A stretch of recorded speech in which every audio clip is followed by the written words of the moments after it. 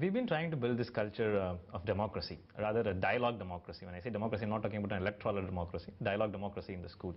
The idea is that we want teachers to participate in each and every process that the school is engaged in.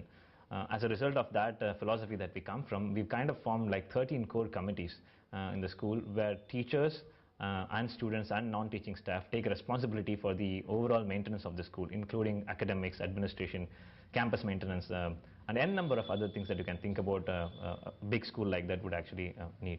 So that's the kind of interaction I've been having as a director with the teachers in the school. Huge amounts of innovation is possible even within traditional systems.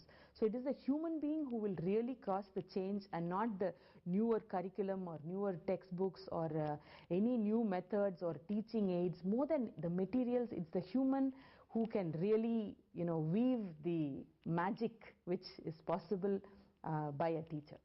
And we also engage with them in critical reflection.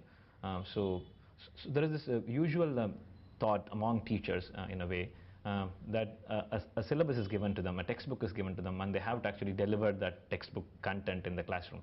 But we've been actually talking to them to actually question the textbook, to critically reflect on the textbook. What kind of values and beliefs are these textbooks promoting inside the classroom? We're also engaging with questions on gender bias and gender empowerment there. We felt that especially in the rural context, I shouldn't actually rather bracket it that this is only happening in the rural context. I think that happens in the urban context as well. In fact, it happens all over India. Women oppression, domestic violence on them. It's kind of rampant everywhere. So we want our teachers to question that. We want to we want them to actually engage in a dialogue, engage in a critical dialogue with the society.